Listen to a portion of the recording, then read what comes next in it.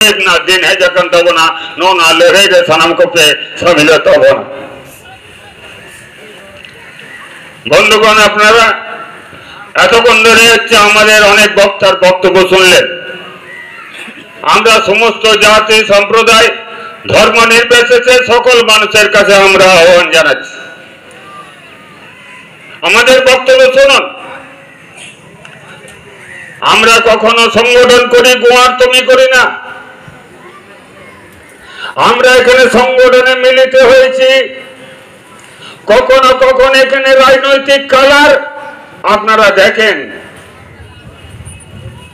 যদি বিজেপি শক্তিশালী থাকে সেইখানে যদি বিজেপির বিরুদ্ধে কোন আন্দোলন সংগঠিত হয় তাহলে আপনারা বলে বসে থাকেন ওরা তৃণমূলের সংগঠন।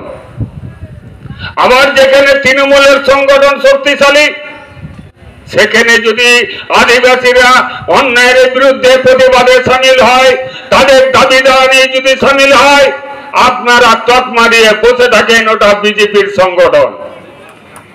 আবার কখনো বলে বসে থাকেন যে ওরা মাওবাদী, ওরা জঙ্গি, এই ধরনের তকমা দিয়ে আমাদের আন্দোলনকে ভোটা করতে চান এবং আমাদের আন্দোলনের মধ্যে যে সমস্ত মানুষ সংগঠিত হয় তাদেরকে আপনারা বিচ্ছিন্ন করতে চান।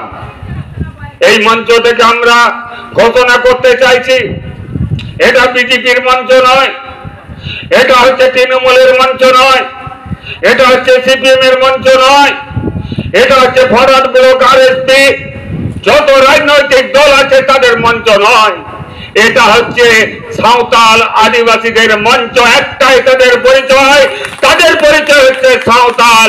সাঁওতালদের উপর হচ্ছে আক্রমণ।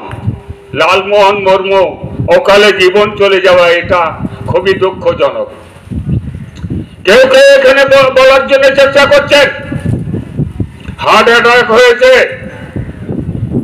এখানে হচ্ছে প্রাক্তন প্রধান, তিনি হচ্ছে যেদিন এখানে অবরোধ হয় সেই অবরোধে এখানে দিলীপ হাসদা আমাকে ফোন করে যে লবণদা এরকম একটা মৃত্যু, এই মৃত্যু নিয়ে তো আমরা কি করব? যারা খুন করলো তারা সাজা পাবে না, যদি সাজা না পায় তাহলে আগামী দিনে একটার পর একটা সাঁওতালকে এরকম মেরে ফেলে দেবে। আমি দিলীপ হাসদাকে বললাম যে ইমিডিয়েট হচ্ছে ওই লাশটাকে তুলে নিয়ে হচ্ছে মদপুর বাজারে, তো আমি যাচ্ছি, হচ্ছে অবরোধ করা হবে। আমরা চুপ করে বসে থাকবো না। কে কোন গাঁও তার আমরা দেখবো,